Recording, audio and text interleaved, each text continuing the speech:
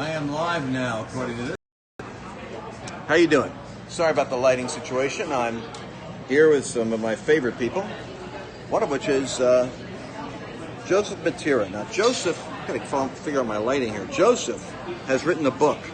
This is my illuminated face. My gosh, I look like I'm coming down from the holy Mount Sinai. Joseph has a book called The Divided Gospel, and he just explained to me something which I never heard before. Now, you guys, you're biblically literate, you're smart people. We're going to do that prayer call at 4 o'clock. I haven't forgotten that. But I got to ask him to repeat succinctly the 4 types of churches. This is one of the most incisive things I've ever heard in my life.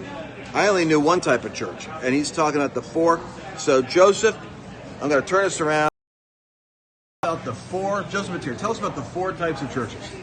Basically, you have the attractional church model, which is to get everybody in a building, give them every program that you could think of to take care of all their needs, their practical, material, emotional needs. Right. But the basic premise of it is on a foundation of coming to church, which is in a building, to receive, instead of being equipped to leave the building and make an impact. So that's the very common church growth model called the attractional model. So Joseph agrees with the whole 7 mountain concept, so you know that's like a kingdom idea. He gets that. Okay, so what's the other second type?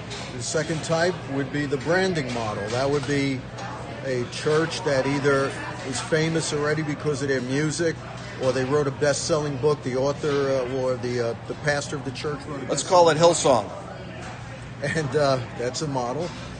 And the branding model is so powerful, they can just open up a church, do a concert, and they'll have 5,000 people within 6 months to a year without doing any contextualization, evangelism, without doing the grunt work that normal church planners would have to do. Right, so they can gather a crowd pretty quick.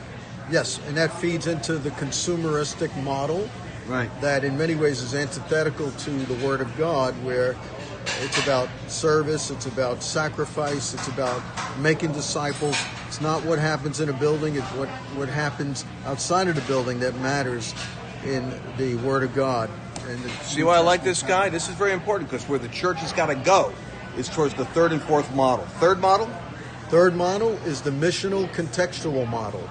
That is that the church is defined by the mission. The church doesn't define the mission, it's defined by the mission. It takes serious Acts 1:8, where Jesus told the church to be a witness in Jerusalem, which is your local area, Judea, which implies having a regional apostolic church model. Samaria implies intercultural, cross-cultural model, where you go outside of your comfort zone, your language, your common dress, your common food, and you actually contextualize the gospel to speak the language of another culture. Wow. And then you have the ends of the earth, which implies not only contextualization, but multiplication. That is to say, you can't possibly fulfill the ends of the earth just with the amount of leaders that you have. The 12 original apostles couldn't do that. So what did Paul do? Wow. Paul made disciples. He planted churches that planted other churches. And so the implication of going to the ends of the earth is you have to have a strong discipleship model that is built on multiplication. Love it. Okay, 4th model. Fourth model is the New Testament church pattern, and that is the missional contextual model. In addition to that, they believe in the 5 cluster gifts of apostle, prophet, pastor, teacher, more as an adjective, and evangelist. And those people are there not to do the work of the ministry, but according to Ephesians 4:12, to equip the saints. So the work of the ministry is defined in verse 10, where it says to fill all things, Ephesians 4:10. Jesus ascended to fill all things, not all pews, all things. Not just to get you to heaven, but to fill all things. And so the 5 cluster gifts are there to equip you from Monday to Saturday, not just for Sunday. So that changes the nature of the church to become an equipping center instead of a feeding center. We get fed there, but we have to be fed to See why I love others. this guy? All right, so here's what I'm going to tell you to do. Look at this. josephmatera.org start following him, listen to him, and get a hold. But if you like what you're hearing, get the Divided Gospel. Brand new book, The Divided Gospel. You guys want to grab it.